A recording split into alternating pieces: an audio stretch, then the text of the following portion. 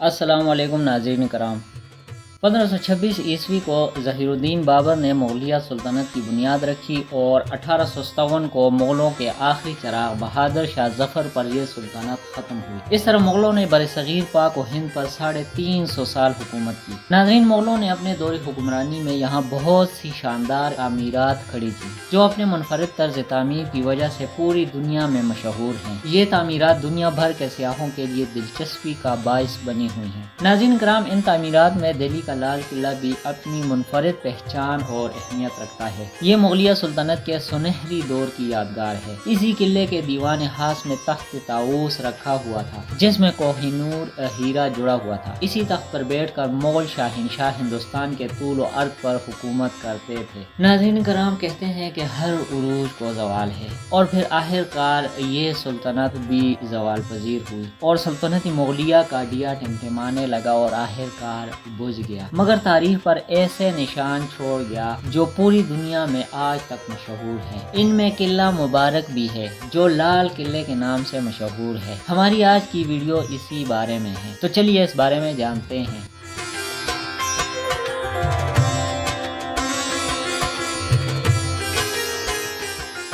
مغلیہ سلطنت کے 5ویں تاجدار شہاب الدین محمد خرم تھے جو شاہجہاں کے نام سے مشہور ہوئے۔ شاہجہاں 1628 عیسوی میں تخت نشین ہوئے۔ آگرہ کے قلعے سے ان کی حکمرانی شروع ہوئی اور کچھ عرصہ بعد اس سلطنت کا دائرہ کار اتنا بڑھ گیا کہ کشمیر سے دکن تک اور شمال مغربی صوبوں سے بنگال تک پھیل گیا۔ شاہجہاں نے حکومت سنبھالنے کے 10 سال بعد یعنی 1638 عیسوی کو اپنا دارالحکومت آگرہ سے دلی منتقل کرنے کا فیصلہ کیا اور دلی میں ایک قلعے کی بنیاد رکھی جسے قلعہ مبارک کا نام دیا گیا۔ ناظرین کرام، یہ قلعہ پرانی دہلی سے 330 میٹر کی اونچائی پر واقع ہے۔ یہ پورا قلعہ سرخ پتھروں اور سنگ مرمر سے تیار کیا گیا ہے۔ اس قلعے کی تعمیر 1648 عیسوی میں مکمل ہوئی، یعنی اس کی تعمیر پر 10 سال کا عرصہ لگا۔ اس قلعے کی دیواروں کا احاطہ 2.5 کلومیٹر ہے اور یہ 255 ایکڑ زمین پر پھیلا ہوا ہے۔ ناظرین، جیسا کہ ہم پہلے بتا چکے ہیں کہ اس قلعے کا نام مبارک قلعہ تھا۔ چونکہ اس کی بلند و بالا دیواریں سرخ پتھر سے بنی ہوئی تھی تو دیواروں کی اسی سرخ رنگ کی وجہ سے انگریزوں نے اسے ریڈ فورٹ کہا اور مقامی لوگوں نے اس کا ترجمہ لال قلعہ کیا، اور آج بھی یہ عمارت لال قلعے کے نام سے جانی جاتی ہے۔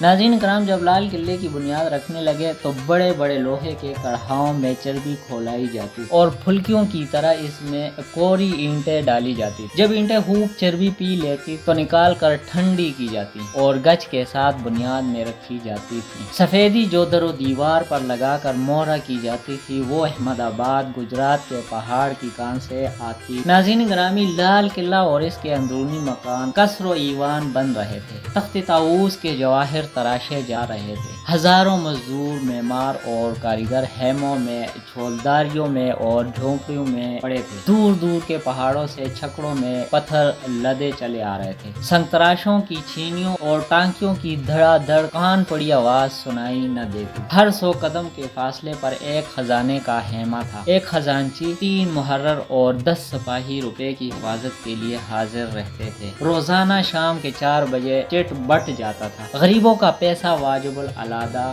مل جاتا تھا۔ ناظرین، لال قلعے کے لاہوری دروازے سے لے کر شہر کے فرضی دروازے تک بازار لگا دیا گیا جس میں جو، گیہوں، جوار، باجرے کے آٹے سے لے کر قسم قسم کی جنس، کپڑا، ترکاری، کابل و کشمیر کے میوے تک ملتے تھے تاکہ غیر ملکوں کے کاریگر پردیسی تکلیف نہ پائیں اور اپنے وطن کی اشیاء اور غذا انہیں میسر ہوں۔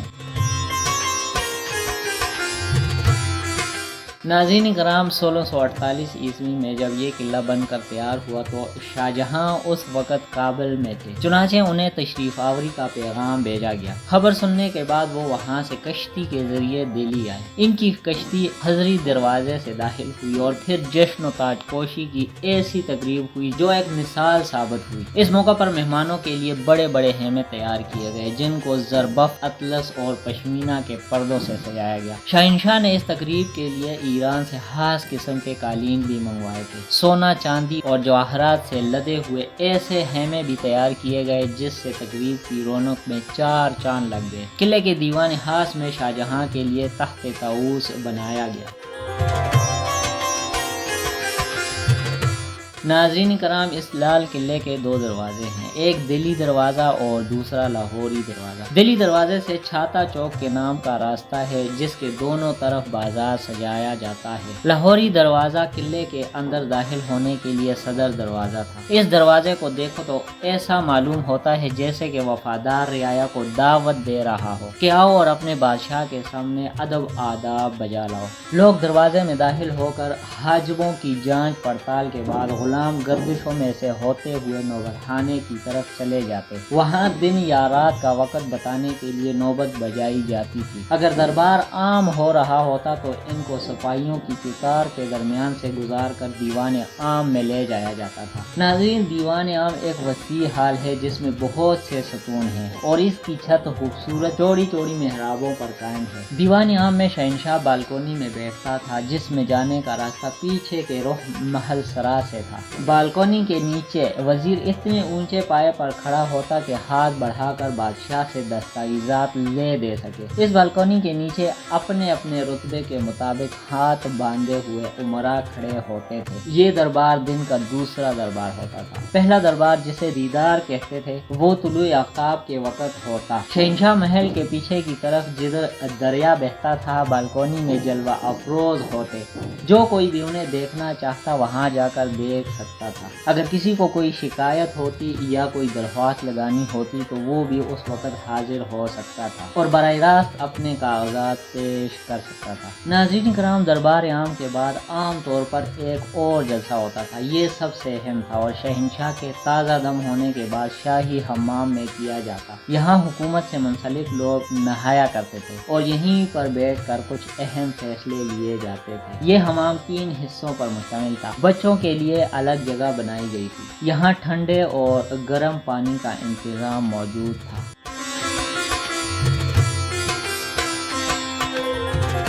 ناظرین گرامی، محل کا شاہانہ حصہ دیوان خاص تھا۔ یہ حصہ سنگ مرمر کا بنا ہوا ہے۔ یہاں شام کو جلسے ہوتے تھے، شمعیں روشن کی جاتی تھیں۔ یہاں شہنشاہ اور اس کے خاص اور منظور نظر لوگ شریک ہوتے تھے۔ دیوان خاص کی چھت میں بہت دیدہ ریزی سے نقاشی کی ہوئی ہے۔ اسی دیوان خاص میں کبھی تخت طاؤس بچھا رہتا تھا جو جوہریوں کی کاریگری کا حیرت انگیز نمونہ تھا۔ 1739 عیسوی میں نادر شاہ کوہ نور ہیرے سمیت دولت اور زر و جوہر سے مزین یہ تخت مال غنیمت میں لے گیا تھا۔ دیوان خاص کے جنوب میں کمرے ہیں اور ایک چھوٹا ہال بھی ہے۔ ایک کمرے میں اب بھی سجاوٹ کی چیزیں موجود ہیں۔ قلعہ میں رنگ محل کے نام سے ایک محل موجود ہے۔ یہ وہ رنگین محل تھا جہاں پر مغلوں کی بیویاں رہائش پذیر تھیں۔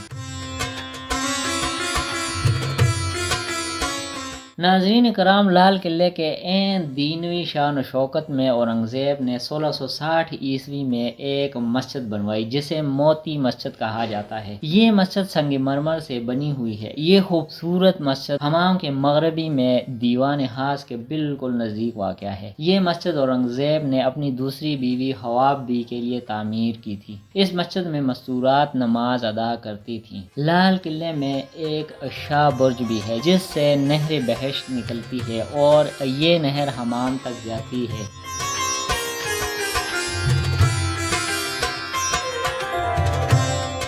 ناظرین کرام، لال قلعہ 1638 عیسوی سے 1771 عیسوی تک مغلوں کی نگرانی میں رہا۔ 1771 سے 1803 عیسوی تک مراٹھا بادشاہت کی نگرانی میں رہا۔ 1803 عیسوی سے 1857 تک انگریزوں کے قبضے میں رہا اور 1947 سے آج تک بھارت سرکار کے پاس ہے۔ ملک کے وزیر اعظم ہر سال 26 جنوری اور 15 اگست کو لال قلعے کے لاہوری گیٹ سے ملک کا جھنڈا لہراتے ہیں اور سلامی لیتے ہیں، پورے قوم سے خطاب کرتے ہیں۔ لال قلعے کی اہمیت اور منفرد طرز تعمیر کو دیکھ کر 2007 میں یونیسکو کی جانب سے اسے بین الاقوامی ثقافتی ورثے میں شامل کیا گیا ہے۔ لال قلعے کا ایک بڑا حصہ فوجی نگرانی میں رہتا ہے جہاں عام لوگوں کو جانے کی اجازت نہیں ہے۔